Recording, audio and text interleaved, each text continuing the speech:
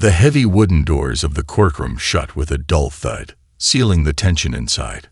A hushed murmur had filled the room moments ago, but now silence stretched across the space like an invisible weight pressing down on everyone. At the center of it all sat a little girl, Emily.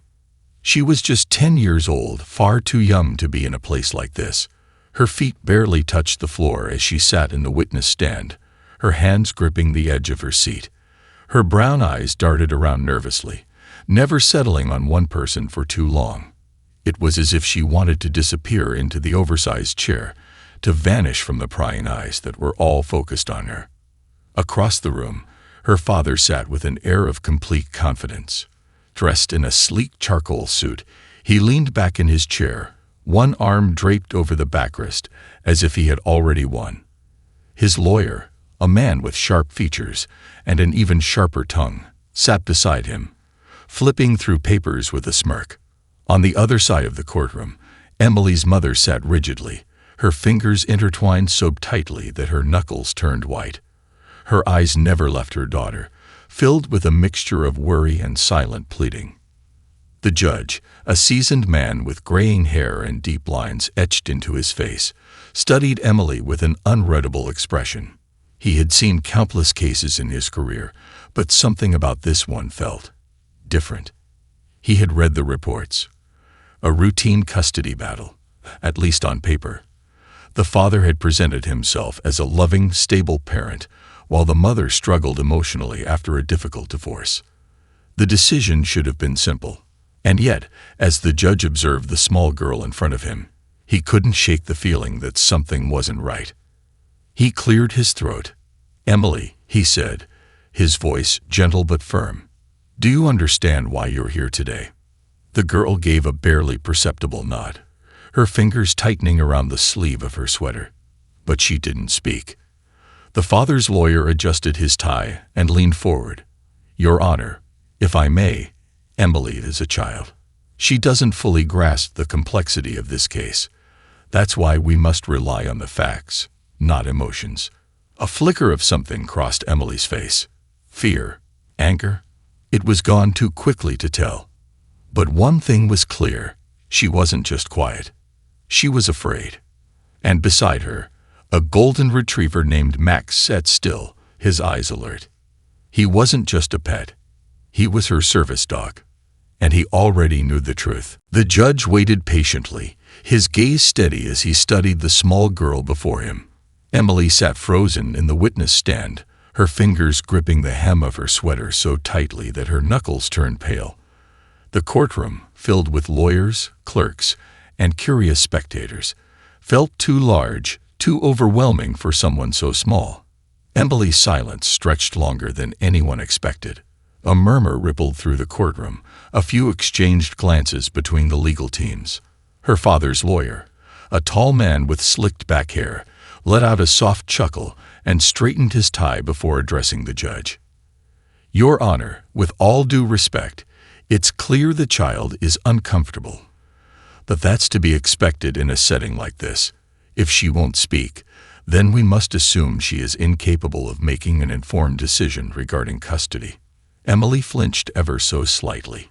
It was a movement so small that most people wouldn't have noticed. But the judge did. So did Max.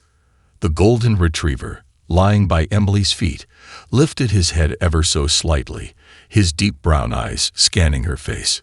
His tail remained still, his body tense. The judge leaned forward, his voice softer now. "Emily, you don't have to be afraid. No one here will hurt you. I just want to understand what's best for you." Still, Emily said nothing. Her lips pressed into a thin line, and she lowered her gaze. The judge sighed, glancing at the woman sitting on the other side of the room. Her mother. Tears glistened in her mother's eyes, but she remained quiet, hands clasped together, as if praying. She didn't push Emily. She didn't demand answers. She simply waited, her silent patience speaking volumes. Her father, however, was different. He shifted in his seat, his fingers drumming against the polished wood of the table. His jaw tightened for a fraction of a second before he forced a smile, though it didn't reach his eyes. "Emily, sweetheart, he said in a voice laced with artificial warmth. "You know Daddy loves you, right? You can tell them the truth." The judge noticed how Emily's shoulders tensed. He also noticed how Max, the golden retriever, moved ever so slightly closer to her, his warm body pressing against her leg. Emily wasn't just refusing to speak. She was too afraid to. And the question that now lingered in the judge's mind was why. The room was still. The only sound was the faint ticking of the courtroom clock. Emily remained silent, her small hands gripping the edge of her seat, her body rigid.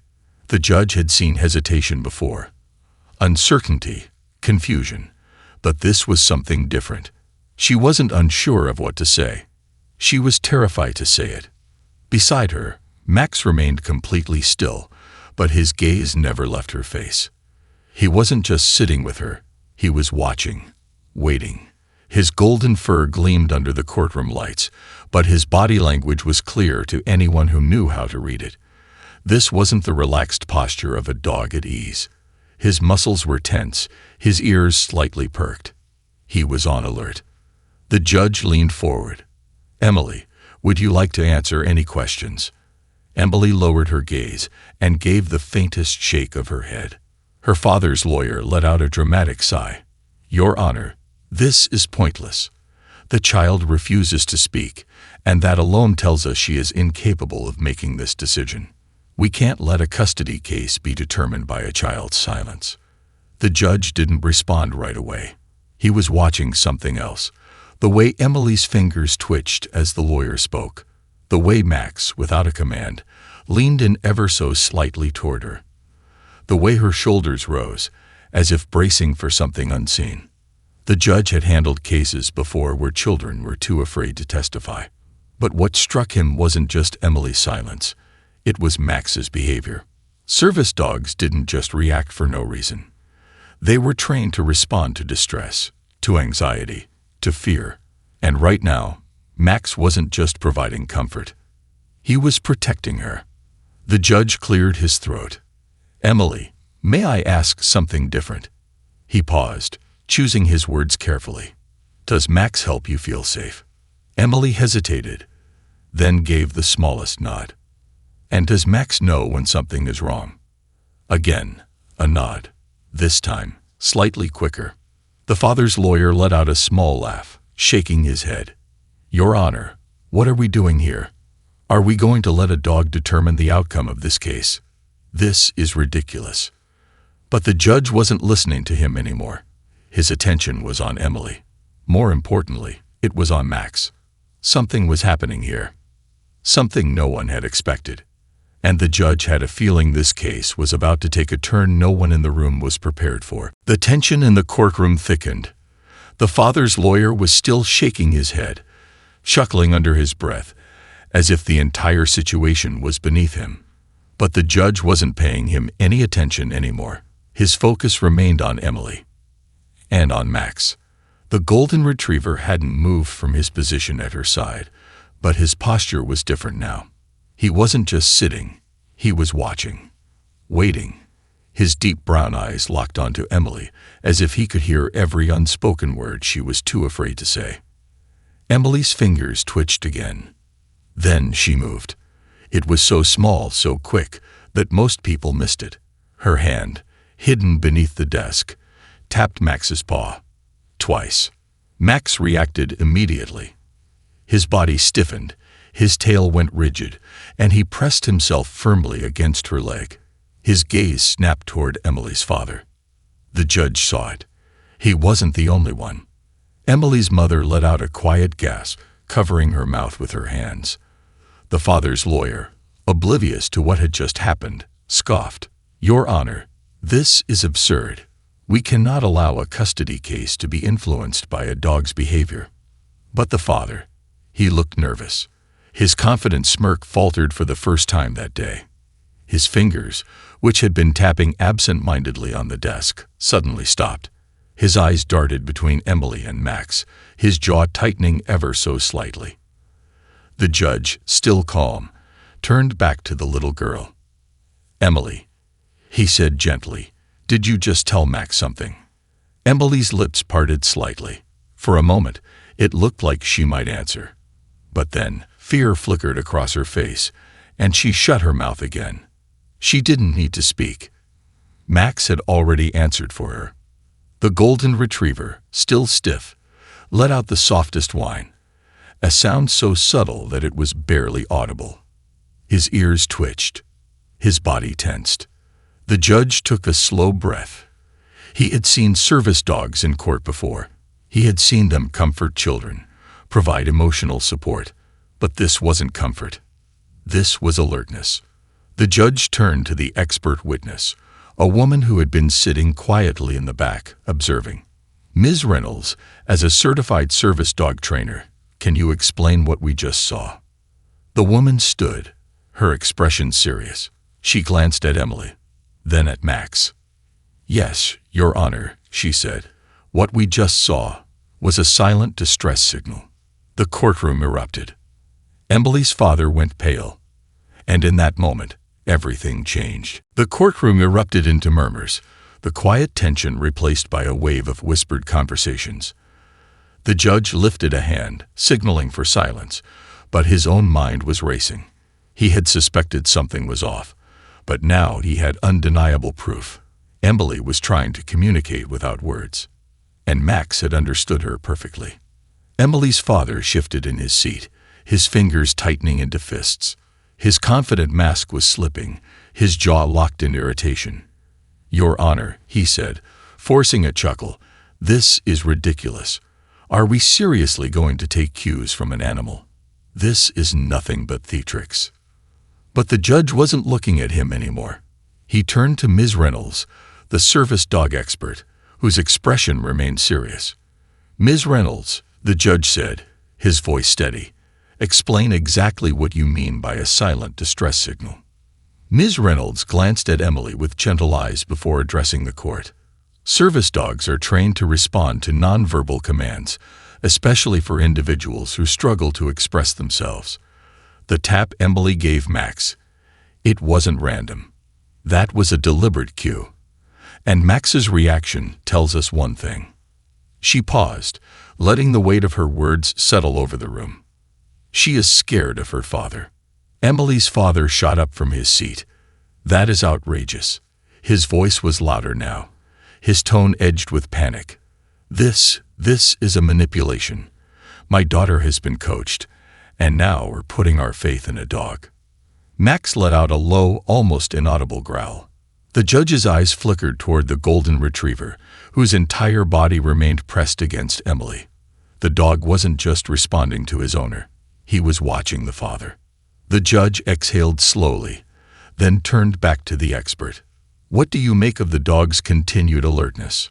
Ms. Reynolds didn't hesitate. Dogs don't fake behavior. Max isn't acting on emotion. He's reacting to a learned threat. He's trained to pick up on Emily's fear, and right now, he's telling us that she does not feel safe in her father's presence. The weight of those words settled over the courtroom like a heavy fog. Emily's mother let out a quiet sob, her hands trembling. The father's lawyer, who had been smug just minutes ago, suddenly looked uncertain. The judge folded his hands. His voice, now quieter but no less powerful, broke through the silence. Emily, he said gently, do you feel safe with your father? For the first time, the little girl lifted her gaze. Her lips parted as if she wanted to answer, but fear held her back. Instead, she reached down again. Tap, tap. Max pressed against her once more, his warm body shielding her. That was all the judge needed to see. Something was terribly wrong. And now he was going to find out the truth. A stunned silence filled the courtroom. No one moved. No one spoke.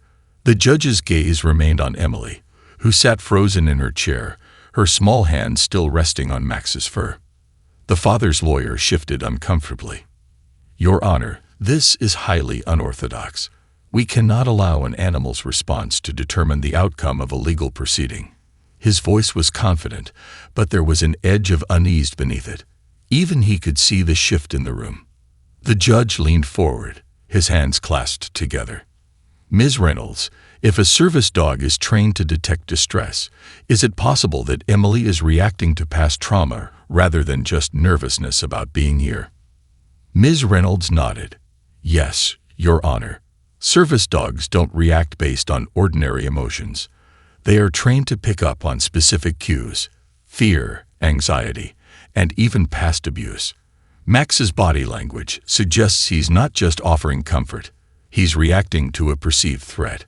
And based on Emily's behavior, that threat is her father. Emily's father jumped to his feet. This is absurd, he barked, his composure slipping. This is nothing but emotional manipulation. My daughter is being influenced by her mother, and now you're putting your faith in a dog. But the judge wasn't looking at him. He was watching Emily. And more importantly, he was watching Max. The golden retriever, who had remained by Emily's side, suddenly let out a soft growl. Not loud, not aggressive, but it was enough. The courtroom tensed. Emily flinched at the sound, her body instinctively shrinking back. Her hand tightened on Max's fur, her breathing shallow. The judge had seen enough. Bailiff, he said, his voice firm, take Mr. Dawson into custody for further questioning. The courtroom gasped. The father's lawyer shot up from his chair. Your Honor, you can't be serious. On what grounds? The judge's expression remained unreadable. I am ordering an immediate review of Mr. Dawson's background and conduct. This case is no longer just about custody. It's about the safety of this child. The father's face turned red with fury. You can't do this. I demand. Two bailiffs approached him. One placed a firm hand on his shoulder. Sir, you need to come with us. He turned to Emily, his eyes burning with something between desperation and rage. Emily, he hissed. Tell them the truth. For the first time, she looked at him directly. Her small fingers gripped Max tighter. But she didn't speak. She didn't have to. Because Max had already told them everything. The tension in the courtroom was thick enough to cut with a knife. Emily's father stood frozen, his face pale, his body stiff as the bailiffs tightened their grip on his arms. His lawyer was already flipping through his notes, scrambling for a way to regain control, but it was clear the situation had already spiraled beyond his reach. Emily sat still in the witness stand, her small fingers still gripping Max's fur. Her breathing was shallow, her lips pressed into a thin line. But something was different now. For the first time, she wasn't just scared. She looked relieved. The judge turned to Ms. Reynolds. In your professional opinion, how often do service dogs misread a situation? Ms. Reynolds shook her head. Almost never, Your Honor. Service dogs are trained to react only to real, immediate distress. Max's response was not an accident.